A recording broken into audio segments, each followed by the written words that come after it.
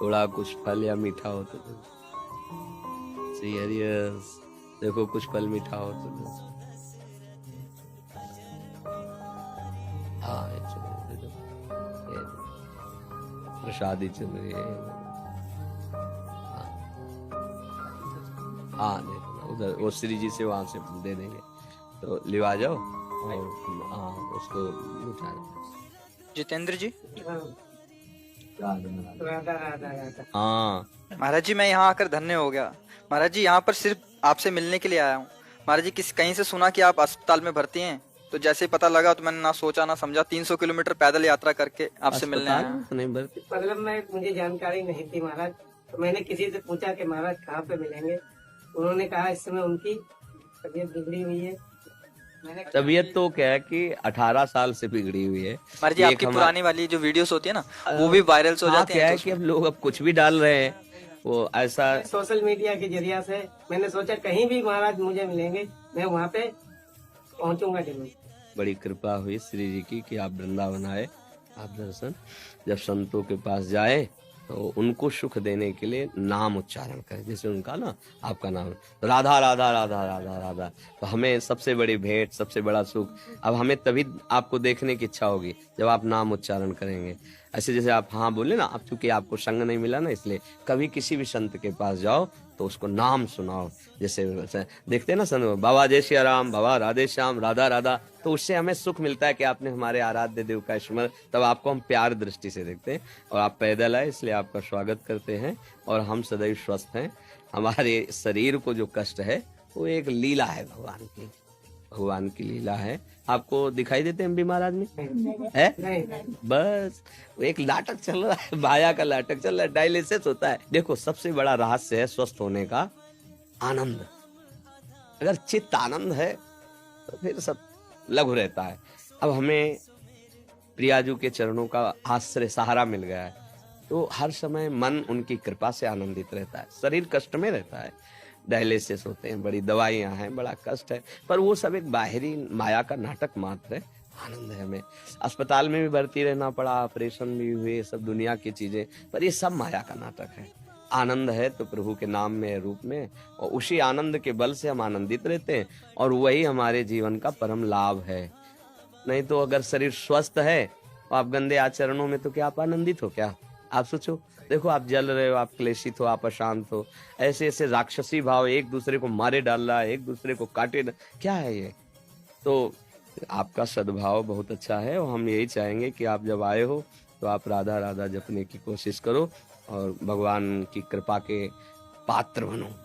देखो संतों के पास किसी भी भाव से जाए, अगर हमारा ये भाव है ना कि ये भगवान है, या ये पूज्य हैं भगवान के समान, या ये इनकी कृपा, तो ज्यों ज्यों पग आगे बढ़े कोटिन यज्ञ समान, एक एक कदम में करोड़ों यज्ञों का फल मिलता है आपके भाव से। सामने वाला क्या है उससे मत देखो। हमारे भाव होते हैं, जब हम किसी देवता के या भगवान के मंदिर में दर्शन करने जाते हैं, वो तो विग्रह रूप में विराजमान है, पर जब जैसे हमारे भाव होते हैं, मेहनत करके गए, लौटते दूर से देखा, ध्वजा देखा, मंदिर एकदम आनंद हुआ, सामने गए रो पड़े, हाँ प्रभु प्रभु, हाँ मेरे प्रभु, वो प्रभु देख रहे हैं, उसको फल मिलता है। ये जो आप साधना करके आ रहे हो ना, इसका फल है, अमोघ फल है। भगवान के दर्शन और भगवान के भक्त के दर्शन ये बराबर है। संत दर्श जिम पातक टरे। अगर हम भाव से ना, तो जब भाव से हम शिला में भगवान की भावना कर लेते हैं, फिर संतों में भगवान की भावना कर ले, मंगल है। खूब नाम जप करो, कोई नशा न करना, कोई गंदा आचरण नहीं, गंदा भोजन नहीं, तो जहाँ जाना है ना वहाँ पहुँचने का मार्ग प्रकाशित हो जाता है। माँ जी क्षमा कीजिएगा, एक और बात पे प्रकाश डाल दीजिए। जैसे आपसे सुना है कि आपके मुख से कि पैदल यात्रा अच्छा लगा, तो माँ जी कुछ ऐसे भावुक जन है वो भी पैदल शुरू कर देंगे माँ जी। ये सामर्थ्य सबके अंदर नहीं होती है, हम आपको सही बताएं, सामर्थ्य उनके होती है जो बहुत कष्टपूर्ण जीवन गरीबी से व्यतीत करते हैं, और उनको जब लगता है कि मेरे पास तो कुछ देने के लिए कुछ है नहीं, तो ये जीवन ही है, तो मैं अगर हो सके तो मैं लौटते हुए जाऊं या पैदल जाऊं, ये सामर्थ्य उनकी होती है।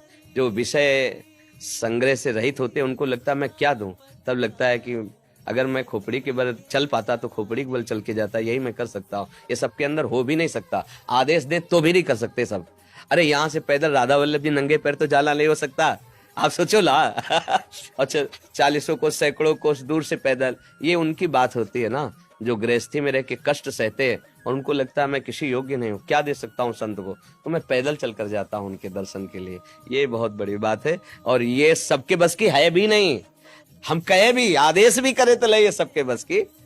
हम इस बात से बहुत अंदर से, हृदय से द्रवित है। भरत जी यही कह रहे हैं, जब वशिष्ठ जी ने देखा उनके चरणों में छाले पड़ गए, तब कहा थोड़ी देर पालकी में बैठ जाओ। तो उनका हाँ, हमारे इष्ट नंगे पैर यहाँ चले हैं और मैं पालकी में बैठ के चलूं, मुझे तो लगता है गुरुदेव सिर भर जाऊं उचित असमोरा, कि जहां मेरे श्री राम के चरण पड़े वहां मैं सिर रख करके जाऊं। ऐसा ये तो सबके हृदय में नहीं होता, हम जानते हैं सबके हृदय में नहीं होता। ये विषय सुख भोगने वालों के हृदय में आ ही नहीं सकता। ये उनके हृदय में आता है जो दैन्य होते हैं और जिनके मन में है कि मैं क्या दे सकता हूँ। तो यही है, शरीर है, इसी को कष्ट दे करके मैं जाता हूँ, भूखा प्यासा जैसा भी, मैं उनके दर्शन करूं। ये अमोघ बात है सबके से। ये लेके सब कोई ऐसा मत करना, हम कह रहे सब कोई करे तो कर भी नहीं सकता, नहीं कर सकता। ये आप मतलब साधारण बात मत समझना, कोई मनोरंजन नहीं है ऐसा। पैदल चल, ऐसा हमने कई भक्तों को देखा है, कई भक्तों को देखा है, सैकड़ों कोस ऐसे पैदल। या देखो ना, महाराष्ट्र में सैकड़ों भक्त पैदल यात्रा करके विठ्ठल भगवान के दर्शन कर, बड़ी दूर लंबी लंबी यात्राएं। हाँ, 84 कोस ब्रज की पैदल यात्रा, तो इनके भाव हैं संत दर्शन के लिए। तो ये ऐसे सब कोई थोड़ी आ सकता है कि भाई दिल्ली से कार छोड़ दी और पैदल वहां से आ रहे, आ ही नहीं सकता। इतनी हिम्मत ही नहीं है। हिम्मत तो उसकी ही होती है ना जिसको ये लग गया कि अब हमारे पास तो कुछ है नहीं, शरीर प्राण ही है, अब यही हम समर्पित करते हैं। बहुत बड़ी बात है, बहुत बड़ी बात है।